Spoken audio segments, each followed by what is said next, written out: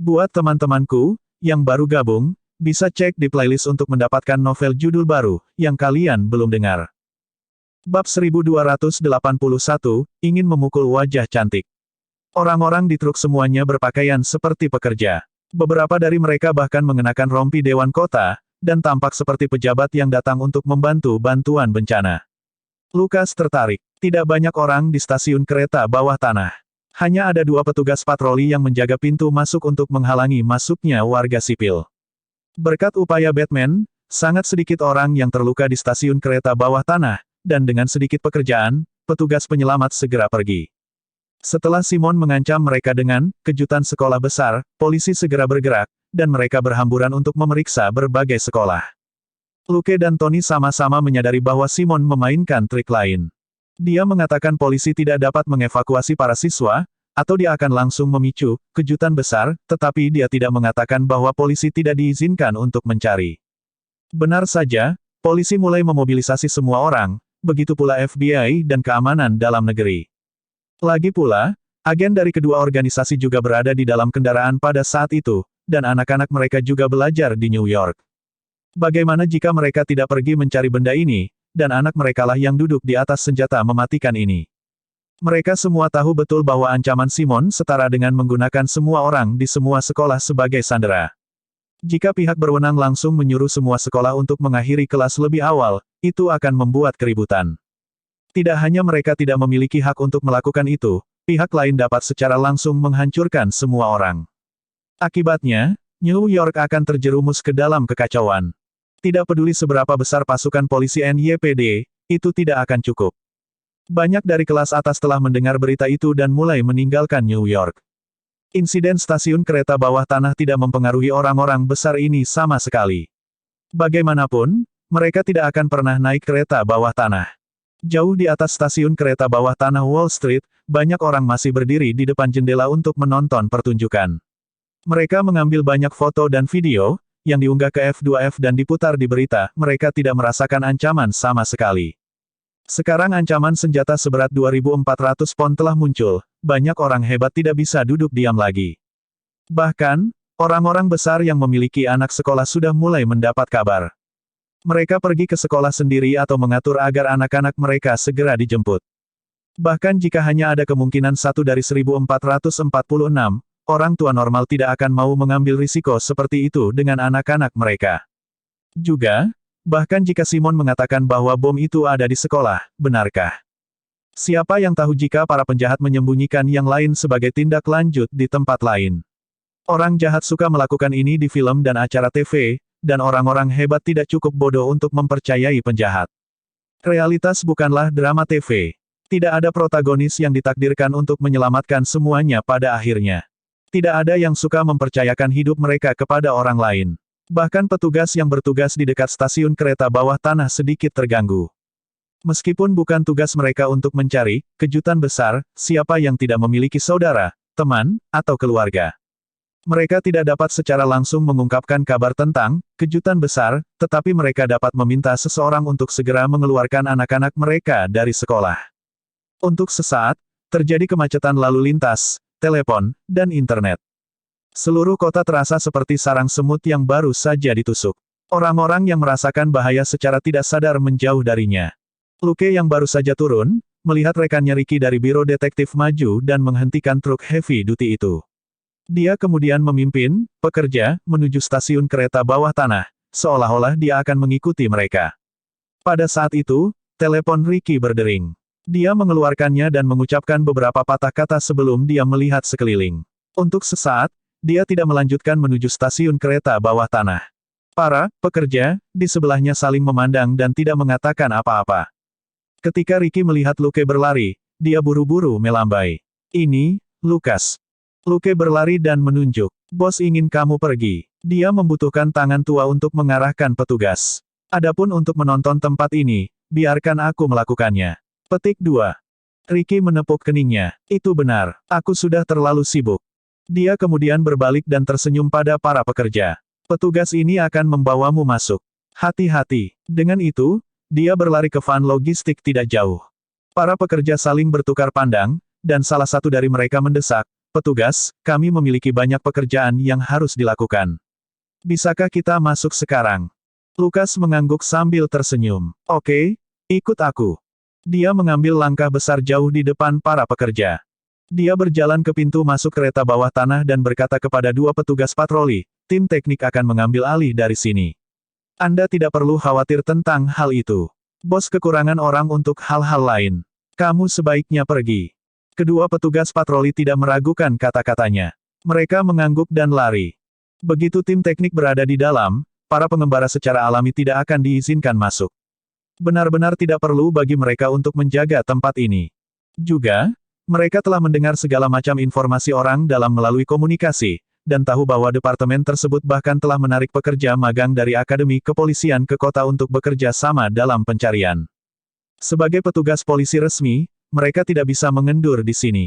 Jadi, tidak ada seorang pun dari NYPD yang memperhatikan stasiun kereta bawah tanah, kecuali Luke. Para pekerja di sekitarnya tidak terlalu terkejut. Mereka telah dengan jelas mendengar percakapan sebelumnya, dan mereka sebenarnya tahu lebih banyak tentang situasi saat ini daripada kebanyakan orang di New York City. Itu normal bagi polisi untuk kekurangan tenaga kerja, akan aneh jika mereka santai. Melihat wajah Luke yang tampan dan muda, seorang pria kasar merasa masam. Mengutuk anak laki-laki cantik di dalam hatinya, dia memutuskan untuk membunuhnya ketika mereka masuk nanti. Yang tidak mereka ketahui adalah saat Dustin dan Ricky sedang berbicara, Dustin menatap mereka dengan mata mengejek. Tahukah mereka bahwa petarung terbaik di NYPD berada tepat di sebelah mereka? Dustin dan Ricky sama sekali tidak khawatir. Mereka hanya memberi mereka pandangan sebelum pergi dengan petugas patroli. Luke mengatakan bahwa dia akan mengurus semuanya di sini. Mereka hanya perlu bersikap seperti biasa agar Simon tidak menyadari ada yang salah. Luke terkekeh dalam hati saat melihat Dustin dan yang lainnya pergi. Dengan rekan-rekan ini di sekitar, tidak dapat dihindari bahwa mereka akan mengkhawatirkannya dan datang berlari untuk memeriksa, yang akan membuat segalanya menjadi sulit. Memikirkan itu, dia tidak berhenti ketika dia berjalan ke stasiun kereta bawah tanah bersama para pekerja dan menjelaskan situasinya. Tidak ada yang salah dengan stasiun, tapi jalur kereta bawah tanah di sana diledakkan. Anda mungkin harus memindahkan dua mobil ini dulu. Suara tembakan terdengar di belakangnya. Ah! Luke menjerit dan berguling menuruni tangga sebelum dia berhenti di bawah. Dia berbaring tak bergerak, dan darah segera merembes keluar di bawahnya. Dua pekerja mencibir dan menyimpan senjata mereka. Salah satunya bahkan mengutuk. Aku benci laki-laki cantik seperti itu. Saya benar-benar ingin menembak wajahnya. Bab 1282, motif sejati masih perampokan. Pada saat itu, seseorang berjalan keluar dari stasiun kereta bawah tanah. Itu tidak lain adalah Targo. Dia melambaikan tangannya dan memerintahkan, cepat dan mulai bekerja. Apakah Anda akan dibayar lebih untuk mengeluarkan senjata Anda? Jika Anda memiliki begitu banyak energi, cepatlah dan gali lubangnya. Kemudian, dia menunjuk dua pekerja lainnya. Buang tubuhnya di sudut dan tutupi dengan tanah sehingga tidak ada yang bisa menemukannya. Kedua pekerja diam-diam melangkah maju dan mengambil tubuh Luke. Mereka melemparkan tubuh Luke yang lemas ke sudut sebelum mereka kembali. Sudah selesai, bos. Targo tidak terlalu memikirkannya. Dia hanya mengangguk dan berkata ke walkie-talkie-nya, turun. Jalannya sudah siap. Saat dia berbicara, beberapa mobil rekayasa menabrak papan baja dan bergegas ke stasiun kereta bawah tanah. Saat pekerja mulai bekerja, tubuh Luke perlahan duduk di belakang sekelompok loker kumuh di salah satu sudut stasiun kereta bawah tanah.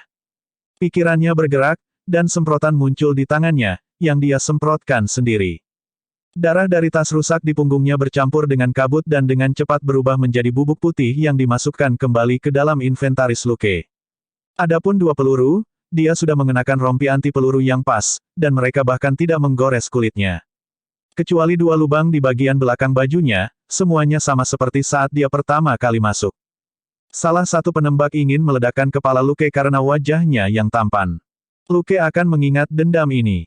Untungnya, dia sudah bisa menggunakan hipnosis dasar dan komunikasi mental untuk sementara waktu sebelum dia masuk.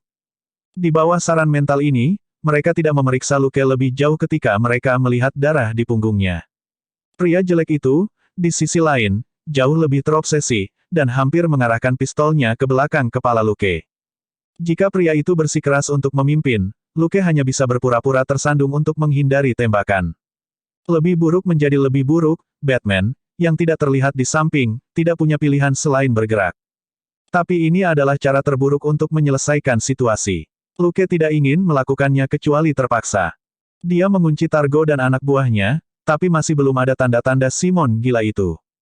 Sekarang adalah waktu terbaik untuk menutup jaring dan menangkap Simon. Bagaimanapun, itu hanya penjahat di stasiun kereta bawah tanah, tidak ada orang lain. Bagi Batman, para penjahat ini hanyalah anak domba yang menunggu untuk disembelih. Pada saat itu, Tony tiba-tiba mengirim pesan. Seseorang baru saja mengirimi saya pesan yang mengatakan bahwa Targo dan Simon berada di stasiun kereta bawah tanah Wall Street dan akan menggali brankas First Financial Bank di sebelah dan mencuri banyak uang tunai tanpa tanda dan 10 ton emas. Tertegun sejenak, Luke segera mengingat sesuatu. Bukankah ini hanya bank kecil? Dia ingat pernah menyelidiki perampokan di bank sebelumnya, dan bertemu dengan perampok yang menginginkan 40 jam seminggu di bank dengan asuransi. Sebelum itu, bank keuangan pertama ini hanya dirampok sedikit lebih dari $3.000, itu adalah bank yang sangat miskin. Tony tertawa. Apakah menurut Anda ini adalah bank yang sebenarnya? Uang tunai dan emas yang dimilikinya berasal dari transaksi pribadi yang teduh. Luke membatalkan masalah itu. Selama uang tunai dan emas itu asli, info ini belum tentu palsu. Siapa yang mengirimimu pesan? Dia mengajukan pertanyaan kunci. Sangat penting untuk menentukan apakah sumber informasi itu dapat dipercaya. Dalam menghadapi ancaman yang ditimbulkan oleh kejutan besar, tidak ada kesalahan yang bisa dibiarkan. Tony berkata, Anda mungkin tidak percaya.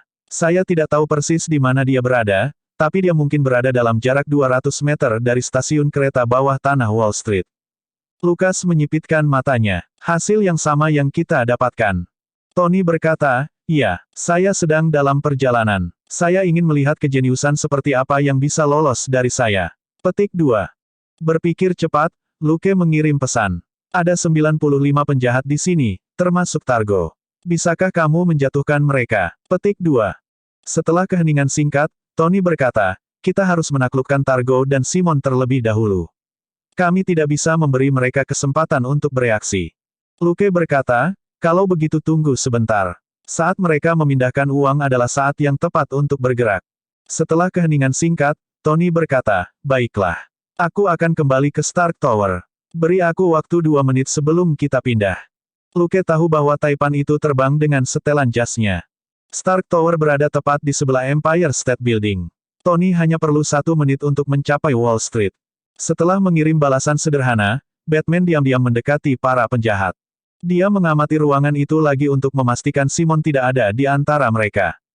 Tapi ketika Targo menggunakan komunikasi mereka, dia menggunakan nama Simon. Dari percakapan itu, jelas bahwa Simon sudah berada di dalam First Financial Bank, dan telah menguasai aula dan sistem alarm. Dia sekarang memasuki brankas. Setelah mengatakan itu, mereka menutup telepon. Tampaknya dia benar-benar harus menunggu keduanya masuk ke dalam brankas dan berkumpul kembali sebelum mengambil tindakan. Memikirkan itu, Luke memberitahu Tony tentang situasinya dan meminta Taipan itu memikirkan cara untuk menyelinap masuk tanpa memberitahu orang lain. Sebenarnya, dia selalu ingin mengeluh tentang kepribadian Taipan yang mencolok. Ini bukan film superhero. Apakah ada kebutuhan untuk menjadi begitu mencolok ketika dia muncul di depan umum? Pria itu pada dasarnya adalah seekor burung merak dengan baju besi utamanya, warna emas dan merah bisa terlihat bahkan ratusan meter jauhnya. Para penjahat ini tidak bodoh. Bahkan Tony tidak bisa sepenuhnya memecahkan metode anti pelacakan mereka sangat waspada, dan mungkin saja mereka berjaga-jaga terhadap Iron Man. Bahkan mungkin saja orang-orang ini sudah memperhitungkan para pahlawan super di New York. Ledakan kereta bawah tanah Wall Street telah mengganggu sistem alarm di banyak bank. Dengan ancaman, kejutan besar, semua kepolisian New York dan mungkin beberapa pahlawan super telah pindah. Satu hal yang tidak dimiliki Wall Street adalah sekolah. Selama mereka tidak munafik, kebanyakan orang akan ragu dan memprioritaskan mencari senjata mematikan itu. Bank keuangan pertama adalah keberadaan khusus yang melibatkan transaksi bawah tanah, dan bank itu sendiri tidak ingin menjadi sasaran polisi. Para perampok secara alami bisa melakukan perampokan mereka dengan lancar. Itu benar, Luke tidak lagi menganggap mereka sebagai teroris. Dalam kasus Nakatomi Plaza, Hans Gruber bertindak seperti teroris, namun pada akhirnya tetap fokus pada uang. Dari kelihatannya, itu mengalir dalam keluarga. Previous. Bab 1283, saya berbicara dengan Anda tentang teknologi, Anda berbicara kepada saya tentang perasaan. Apa yang Takagi katakan saat itu tidak salah, saudara-saudara Gruber ini tidak benar-benar teroris, dan hanya mengejar uang. Memikirkan itu, Luke hanya bisa menggelengkan kepalanya dengan geli. Lebih dari 90% kasus di Amerika berkaitan dengan uang. Itu bukan hal baru bagi negara ini. Pada saat itu, Tony mengirim pesan. Saya di Wall Street. Tidak ada yang akan tahu aku di sini, bahkan kamu. Petik 2. Bingung sejenak, Luke bertanya pada Alfred dengan ekspresi aneh, di mana Tony? Alfred, dia belum muncul lagi sejak kembali ke Stark Tower. Lukas berseru kaget. Alfred tidak akan membuat kesalahan mendasar seperti itu dan kehilangan jejak Tony. Tapi Tony mengatakan bahwa tidak ada yang akan tahu dia ada di sini, termasuk Batman. Mungkinkah orang ini? Luke berkata, kamu membuat setelan yang tidak terlihat. Tony, Anda dapat menebaknya. Lukas memutar matanya. Tentu saja, saya akan lebih terkejut jika Anda menyelinap berpakaian sebagai seorang wanita. Petik 2. Tony berkata, tersesat. Seperti yang diharapkan Luke, Taipan itu memang tidak memiliki keberanian untuk berpakaian sebagai seorang wanita.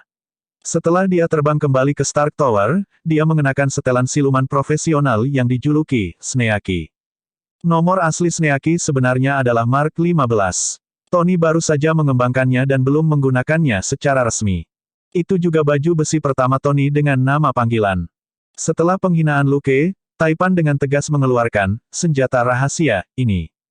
Bagi Batman yang pertama kali menyaksikan debut kostum baru ini, tidak sia-sia Tony memberinya julukan ini.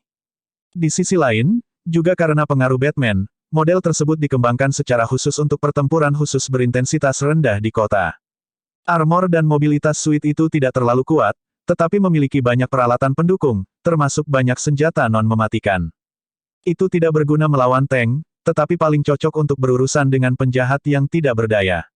Paling tidak, itu tidak akan meluncurkan rudal untuk meledakkan para penjahat dan seluruh tanah bersama mereka.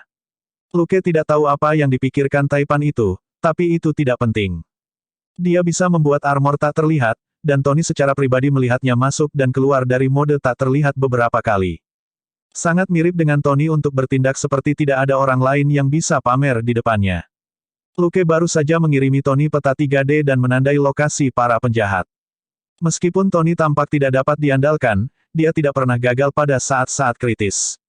Demi keselamatan puluhan ribu orang, dia tidak akan bertindak gegabah. Luke bertanya beberapa menit kemudian, kamu masuk. Tony berkata, saya di sudut barat daya. Luke sebenarnya memiliki kendali penuh atas pergerakan Taipan itu, tapi dia hanya bisa berpura-pura tidak tahu, kalau orang ini menjadi curiga. Aku di Tenggara, bersiaplah untuk bergerak, dia berkata. Tony bertanya, apakah Anda yakin bahwa Simon ada di lemari besi? Luke hanya mengirimkan umpan pengawasan dari drone.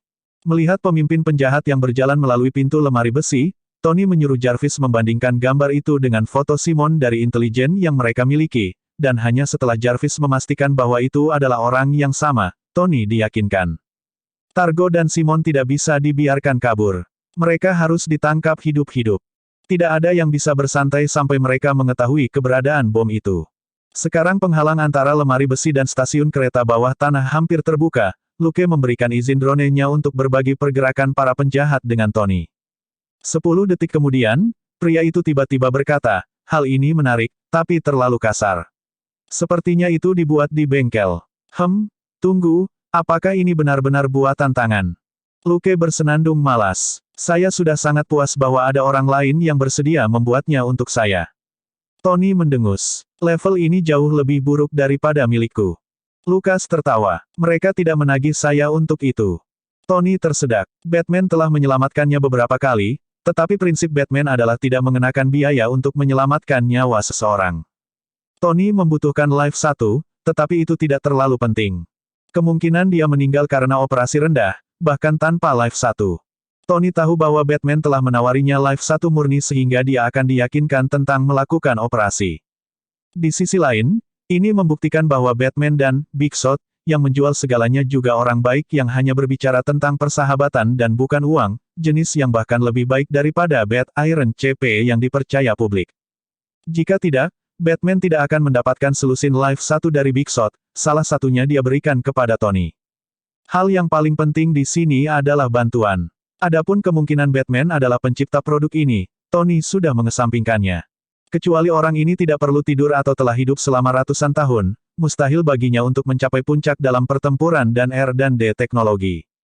Mustahil bagi yang serba bisa ada di bumi. Meskipun Tony sangat memikirkan dirinya sendiri dan tidak berpikir bahwa ada orang yang bisa dibandingkan dengannya, dia tahu itu hanya dalam hal teknologi. Dia tidak punya banyak waktu untuk mempelajari begitu banyak pengetahuan, dan itu tidak mungkin bagi Batman. Dia hanya mendiskusikan penelitian karena kebiasaan, tetapi sekarang Tony agak buntu. Mengingat kepribadiannya, hubungannya dengan Batman tidak sedekat yang dibayangkan dunia luar. Beberapa detik kemudian, dia akhirnya berkata, "Aku juga bisa membuatkanmu jas." "Aku sudah mengganti beberapa set," jawab Luke malas. Tony, dia benar-benar tidak bisa menjawab. Sejujurnya, satu set baju besinya sama bagusnya dengan 10 baju Batman di setiap aspek, tapi dia tidak bisa dibandingkan dengan kemampuan pihak lain untuk terus-menerus mengganti yang lama dengan yang baru. Kemampuan tempur Batman terlalu tinggi. Armor itu hanya item pendukung, dan tidak memiliki persyaratan tinggi di setiap aspek. Jadi, setelan Mark benar-benar tidak menarik bagi Batman. Luke mengucapkan kata-kata itu dengan santai, dan kemudian menyadari bahwa Taipan itu tampak tertahan. Kongres tidak menginginkan apapun selain mengambil baju besi dari Taipan, tetapi Taipan itu sebenarnya bersedia memberinya satu set. Dia benar-benar murah hati. Luke hanya menggunakan Life 1 dan Light Dagger sebagai barang ajaib yang dapat dikonsumsi. Dia tidak terlalu memikirkannya. Baju besi Taipan, di sisi lain, seperti istri kecilnya. Memberikannya seperti diselingkuhi. Sangat sulit baginya untuk mengucapkan kata-kata itu sebelumnya. Jika percakapan tidak mengarah ke jalan itu, Taipan itu sama sekali tidak akan menyerahkan istrinya. Pikiran berputar, Luke hanya berkata, "Jika Anda benar-benar ingin memberi saya sesuatu, ingatlah untuk memberi saya semua penelitian tentang kehidupan satu. Anda dapat menggunakannya untuk membalas saya." Oke, Tony merasa lega mendengarnya. Tidak peduli seberapa bagus Life 1, itu bukan miliknya. Dia juga tidak akan berbenturan dengan Batman dan jagoan misterius yang menjual segalanya demi memonopoli Life 1. Sikap Tony kembali normal dengan syarat dia hanya perlu menyerahkan informasi riset produk orang lain. Bab 1284, Target Terkunci, dan Serangan Gabungan. Melarikan diri dari topik canggung ini, Tony tidak berani berbicara omong kosong lagi. Dia memanggil drone-nya dan membagikan gambar itu dengan Batman. "Kalau begitu coba drone saya." Luke menerima dan menjawab, "Tentu saja, itu sangat mahal." Tony kehilangan kata-kata. "Jika Anda tidak punya apa-apa untuk dikatakan, jangan katakan apa-apa. Apakah masalahnya di sini berapa biayanya?" Itu benar-benar." Sang Taipan terdiam selama beberapa detik, sebelum dia hanya bisa menerima komentar langsung ini tanpa daya. Dengan wawasannya, dia dapat dengan mudah memperkirakan bahwa drone Batman hanya berharga beberapa ribu dolar, dan sebagian besar dihabiskan untuk kamuflase optik. Jika tidak mengutamakan siluman, drone mini ini hanya akan menghabiskan biaya paling banyak 1.000 dolar.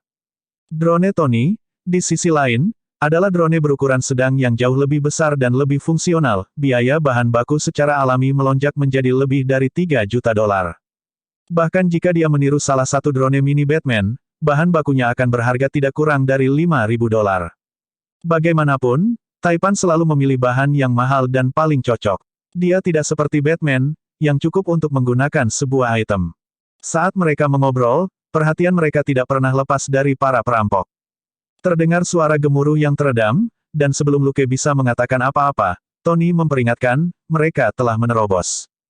Luke berkata, "Kamu menyelinap dan menangkap Simon. Aku akan menangkap Targo dan membersihkan para penjahat di sini sambil lalu."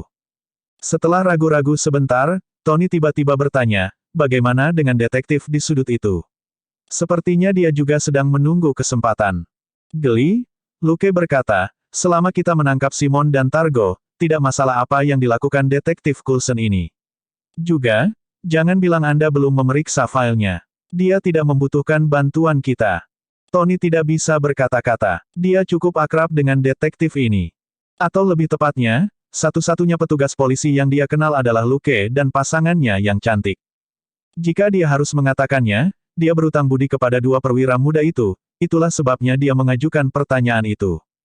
Memikirkannya sekarang, dia merasa bahwa dia terlalu memikirkannya. Detektif muda itu telah mengalahkan lebih dari 100 penjahat tangguh dalam setahun, termasuk manusia super seperti Iron Hidekrich. Dia bahkan pernah menangkap saudara laki-laki Simon sebelumnya, apakah dia harus peduli untuk menangkap Simon juga?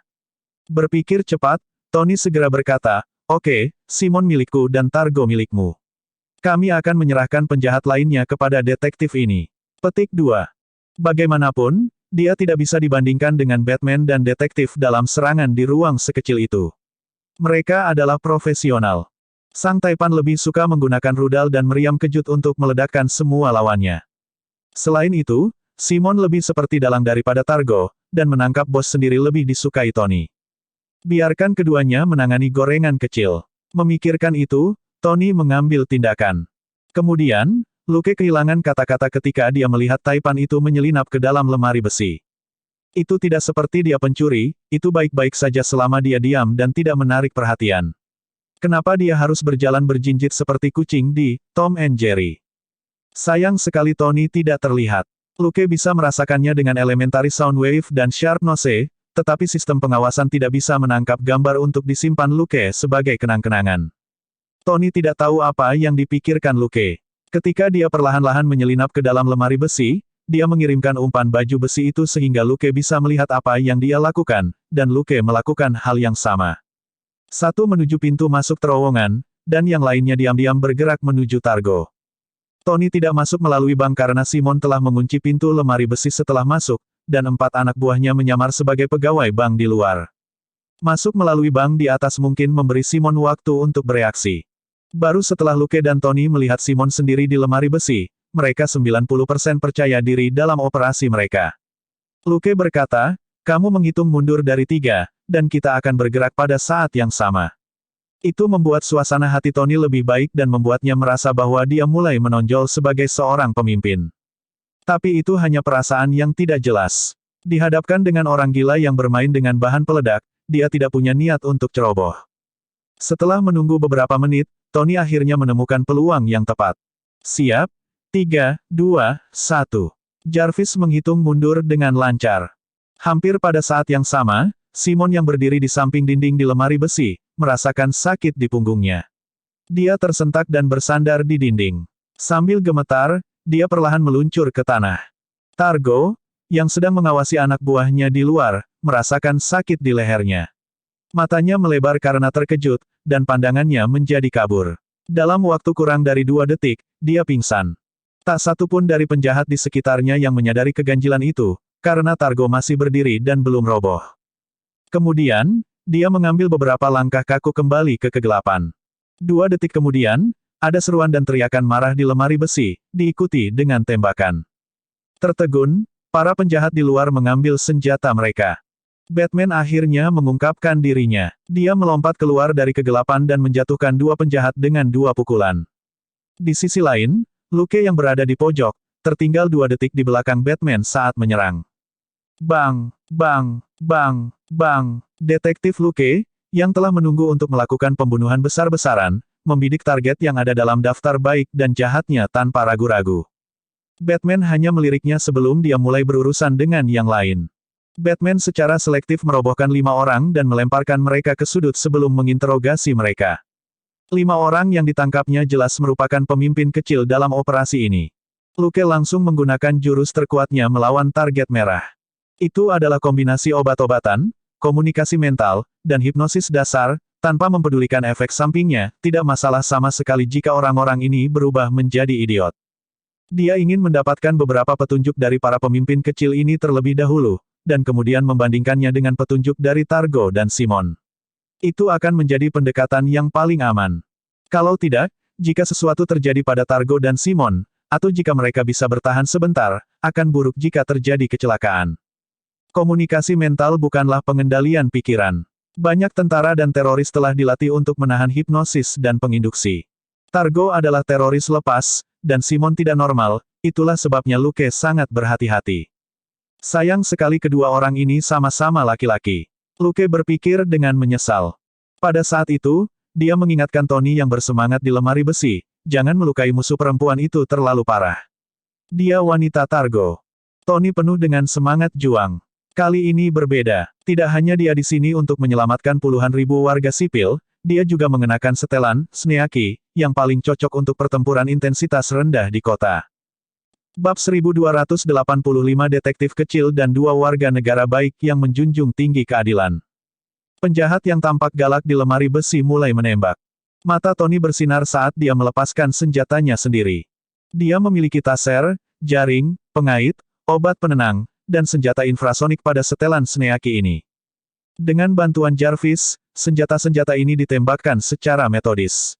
Dia tidak terlalu terkendali dibandingkan jika dia memakai Mark 6, jika itu masalahnya, dia harus khawatir tentang rudal yang meledakkan seluruh lemari besi dan bangunan di atasnya runtuh. Dia juga mengalami bagaimana rasanya bertarung seperti Batman. Ringan, tanpa cacat, dan lancar, dengan segala sesuatunya diperhitungkan. Untuk menggunakan wanita sebagai metafora, setiap kali dia melihat keindahan di masa lalu, dia akan segera mengejar mereka. Apakah itu kekayaan atau kekuasaannya? Hal-hal ini seperti beban gunung, dan kebanyakan gadis akan menyerah di bawahnya. Sekarang, dia lebih terkendali dan tidak harus keluar semua. Dia hanya perlu mengucapkan beberapa kata jenaka, dan wanita akan jatuh cinta padanya. Dia sudah bosan dengan metode pertama, sementara dia menggunakan yang kedua untuk pertama kalinya, dan itu benar-benar baru. Baru setelah dia mendengar kata-kata Luke, Tony melepaskan diri dari sensasi baru ini dan akhirnya melihat seorang wanita di lemari besi. Ini adalah satu-satunya wanita di antara semua penjahat, Katia. Dia adalah wanita Targo, yang diduga telah diledakkan, jelas, dia masih hidup dan menendang. Tampaknya intelijen FBI dan keamanan dalam negeri tidak terlalu dapat diandalkan. Mengingat identitas Katia, bahkan jika dia tidak memiliki kekuatan nyata seperti Pepper, dia setidaknya tahu sebagian besar rahasia operasi ini. Sulit bagi seorang pria untuk menyembunyikan segalanya dari wanitanya.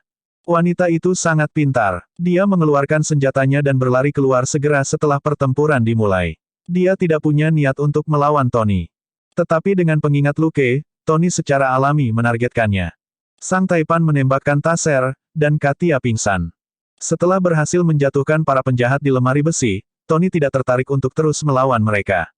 Dia hanya berdiri di sana dan membiarkan Jarvis menangani semuanya.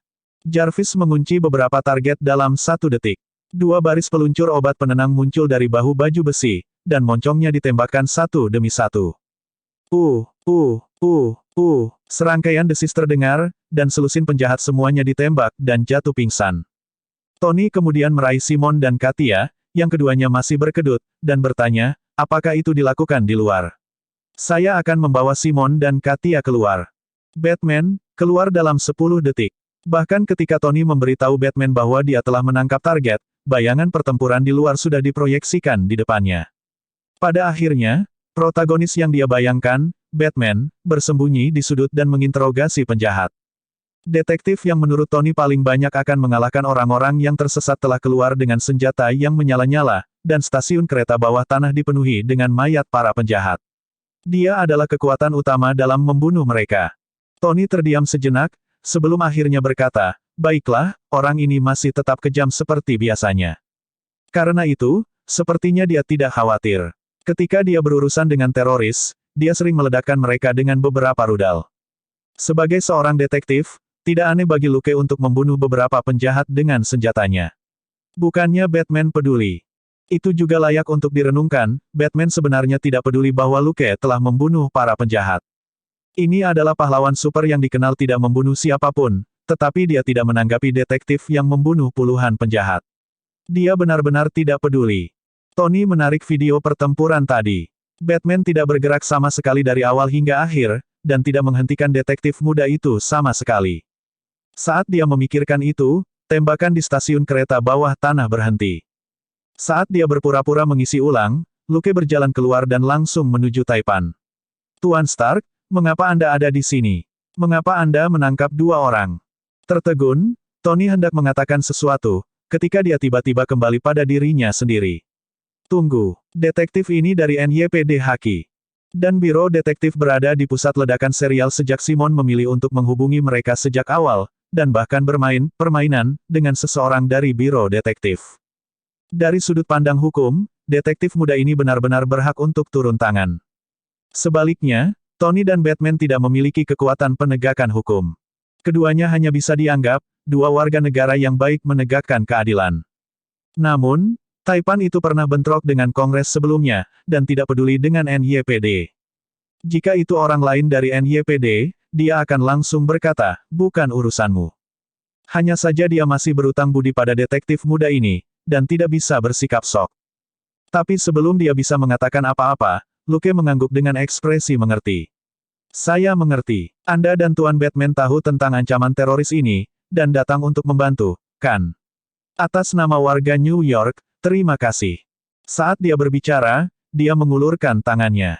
Tony masih linglung. Dia tanpa sadar mengulurkan tangannya, dan mereka berjabat sebentar. Kemudian, Luke berjalan ke Batman. Sang Taipan tidak bisa membantu tetapi melihat ke bawah ke tangannya. Dia benar-benar berinisiatif untuk membantuku memikirkan tanggapan. Anak ini memiliki masa depan yang cerah. Memikirkan itu, dia mengambil kedua individu itu dan mengikuti Luke, tetapi entah bagaimana ada yang tidak beres. Setelah beberapa pemikiran, dia tidak bisa tidak bertanya, "Hei, kamu hanya seorang detektif kecil, bukan? Mengapa kamu terdengar seperti wali kota New York? Sejak kapan kamu mewakili warga New York?" Luke berbalik dan tersenyum sopan. "Tuan Stark, Anda telah memecahkan kasus ini. Bukankah warga seharusnya berterima kasih?" Tony tiba-tiba merasa itu menarik. "Tapi kenapa kamu mewakili mereka?" Merenung sejenak, Luke berkata, "Karena kamu terlalu sibuk, dan mungkin tidak punya waktu untuk berurusan dengan masa kecil, jadi, saya berterima kasih atas nama mereka sebelumnya." Tony tiba-tiba kehilangan kata-kata. Dia memang tidak sebebas itu. Selain itu, tidak peduli berapa banyak orang yang diselamatkan Batman, dia tidak pernah kehabisan pengakuan. Sebaliknya, inilah yang membuatnya populer. Tony tidak bodoh. Dia tahu bahwa Batman melakukan hal yang benar. Bagaimanapun, media dan dari mulut ke mulut akan membantu menyebarkan berita tentang apa yang telah mereka lakukan. Klon itu menoleh. Cukup mengobrol. Tak satu pun dari orang-orang ini terlibat dalam pengiriman, kejutan besar, seberat 2.400 pon itu. Targo bilang dia baru saja membuat bom, dan Simon yang meletakkannya. Menurut rencana awal, seharusnya di sekolah pemerintah Chester Arthur. Tony dan Luke berbicara bersamaan. "Aku akan meminta seseorang untuk memeriksanya segera. Saya akan segera memberitahu rekan-rekan saya." Kemudian, mereka saling memandang. Klonnya hanya mengangguk. "Yang mana saja baik-baik saja. Aku akan menginterogasi keduanya dulu." Saat dia berbicara, dia mengambil pria dan wanita itu dari tangan Tony dan terus menginterogasi mereka. Bab 1286 Mutasi, Monster, Penyihir. Ketika klon itu menanyai Simon, dia sepenuhnya mengaktifkan kontrol feromon dasar untuk mengendalikan Katia. Simon menjawab setiap pertanyaan yang dia ajukan. Meskipun Katia tidak mengatakan apa-apa, dia tanpa sadar mengangguk sebagai konfirmasi. Komunikasi mental dan kontrol feromon Luke sudah cukup baginya untuk mengumpulkan banyak informasi darinya tanpa sepengetahuannya. Simon hanya bertanggung jawab untuk menggerakkan mulutnya. Setelah beberapa pertanyaan, mereka bertiga memiliki ekspresi aneh di wajah mereka. Itu karena jawaban yang diberikan Simon dan Katia sangat berbeda dengan apa yang dikatakan Targo. Targo mengatakan bahwa dia menyuruh Simon meletakkan bom di sekolah Chester Arthur, tetapi Simon mengatakan bahwa dia tidak pernah mendapatkan bom itu, dan hanya membuat palsu dengan sirup dan memasukkannya ke sekolah untuk mengulur waktu. Tetapi informasi Targo cocok dengan apa yang dikatakan oleh para pemimpin kecil kelompok itu. Katia dan Simon, bagaimanapun, mengatakan sesuatu yang sama sekali berbeda. Tidak mungkin Katia akan berada di bawah kontrol feromon dasar. Tidak peduli bagaimana orang melihatnya, itu aneh. Luke dan Tony sama-sama ingat bahwa seseorang secara khusus memberitahu mereka bahwa Simon dan Targo ada di sini. Klon itu menatap dua orang di sebelahnya lagi. Tony dan Luke berkata serempak, "Aku akan menelepon."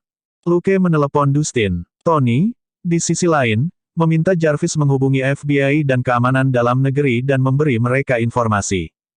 Tiba-tiba, Lucas mengerutkan kening. Klonnya berteriak pada saat yang sama, "Pindah!" Luke melompat menjauh dan mundur ke terowongan kereta bawah tanah. Komunikasi Tony dengan FBI berlangsung cepat.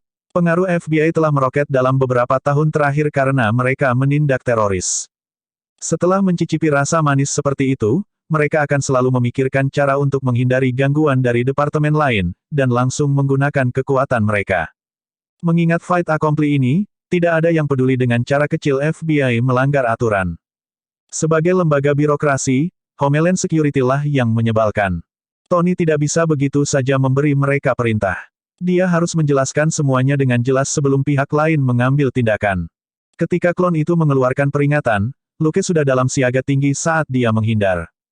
Tony, bagaimanapun, tidak bisa bereaksi tepat waktu, dan ditangkap oleh mayat dua penjahat di sampingnya. Kulit kedua mayat itu menjadi hitam, dan mereka jauh lebih cepat dan lebih kuat daripada saat mereka masih hidup. Mereka segera menangkapnya dengan erat. Tony bereaksi cepat dan menendang salah satu dari mereka di bagian bawah. Bang! Tubuh bagian bawah pria itu meledak menjadi cipratan hitam yang sama sekali tidak terlihat seperti manusia. Dia memeluk Tony erat dan melolong. Ledakan. Visi Tony menjadi gelap, dan sistem armor hampir jatuh. Ledakan. Penjahat kedua meledak juga, dan puing-puing hitam dan cairan seperti tar menutupi baju besi itu. Bang! Bang! Bang! Bang! Luke bereaksi cepat dan menembakkan senjatanya, menjatuhkan beberapa penjahat yang menerjangnya. Tetapi lebih banyak lagi tubuh mulai bangkit dan menerkam 3 orang di stasiun kereta bawah tanah. Dalam sekejap mata, Luke melihat bahwa tubuh para penjahat yang bangun sekarang berwarna hitam dengan bola-bola bundar yang padat di sekujur tubuhnya. Wajah mereka dengan cepat menghilang juga di bawah bola-bola kecil yang terang, mereka tampak seperti monster berbentuk manusia yang terbuat dari telur ikan yang tak terhitung jumlahnya. Siapapun dengan tripofobia akan pingsan karena shock monster telur ikan ini. Pada saat yang sama, 2 monster telur ikan yang baru saja ditembak Luke di kepalanya juga meledak, mengirimkan puing-puing hitam dan cairan beterbangan kemana-mana. Luke tidak fokus pada monster. Klon itu hendak menyelamatkan Tony, yang tidak jauh dari situ, ketika dia merasakan sesuatu mengencang di sekitar kakinya. Dia melihat sekeliling, hanya untuk melihat bahwa Simon dan Targo tanpa suara menjerat kaki mereka di sekitar kakinya. Wajah mereka dengan cepat berubah menjadi hitam saat telur ikan tumbuh di atas tubuh mereka, dan kaki serta tangan mereka berubah menjadi tentakel seperti gurita. Klon tidak panik. Dia mengusap pinggangnya dengan kedua tangannya. Garis-garis cahaya hitam terbang dari tangannya dan berputar ke arah monster telur ikan. Kaki klon itu tersentak dengan "Ci", dan dia melepaskan diri dari Simon dan Targo. Hehehehe, gelak tawa rendah terdengar di stasiun kereta bawah tanah. Lonceng alarm berdering di kepala klon, dan dia tiba-tiba mundur. Mengerti, Batman, kata wanita itu. Pada saat yang sama, klon merasakan tarikan kuat di pinggangnya. Kabut hitam muncul dari udara tipis dan melilit pinggangnya seperti cambuk. Lensa merah darah klon berkedip. Sihir. Saat dia berbicara, dia melambaikan tangannya, dan anak panah tali melilit Taipan tidak jauh darinya. Beberapa benda hitam lainnya terbang ke arah Luke. Terdengar ledakan keras saat kostum Batman menyala dan terbang menuju pintu keluar stasiun. Sangat terlambat. Wanita itu tersenyum lagi. Kali ini, tawanya serak dan tidak menyenangkan, seperti burung gagak yang meraung di malam hari. Tidak peduli seberapa besar matahari, seseorang tidak akan pernah bisa lepas dari bayangannya sendiri. Batman, hatimu milik kegelapan. Berhentilah berjuang dan nikmatilah. Suara wanita itu berubah lagi, dan dia terdengar seperti sedang bernyanyi dengan suara rendah. Hehe, klon itu tiba-tiba tertawa mengejek. Bang, bang, bang, bang. Tembakan terdengar, dan cahaya keemasan samar melintas di stasiun kereta bawah tanah. Salah satu dari mereka memukul cambuk hitam yang melilit pinggang klon itu. Cambuk hitam itu meledak menjadi asap dan menghilang. Klon itu mempercepat dan melemparkan Tony keluar dari stasiun. Wanita itu memekik, itu tidak mungkin. Kekuatan apa itu? Bagaimana bisa menghancurkan sentuhan bayanganku? Bahkan saat dia berteriak, tembakan terdengar tanpa henti di stasiun kereta bawah tanah. Cahaya keemasan samar melintas, dan monster telur ikan yang menerjang Batman dan Luke meledak berkeping-keping. Klon itu perlahan berbalik dan mengabaikan monster yang meledak. Lensa merah darah memandang Katia, yang masih terbaring di tanah tidak jauh. Sepertinya kamu juga idiot. Begitu dia mengatakan itu, tatapan lesu di mata Katia berubah, dan dia tiba-tiba menjadi orang lain. Rambut pendeknya berubah menjadi kunci hitam panjang. Matanya gelap, dan ada cahaya merah gelap di tengah pupilnya, sementara bibirnya hitam keunguan. Celana dan jaket militer yang dikenakannya juga berubah menjadi pakaian seperti bikini hitam yang kasa. Dia tampak idan memiliki tubuh yang bagus, kecuali kulitnya yang belang-belang abu-abu dan hitam, seperti mayat yang membusuk.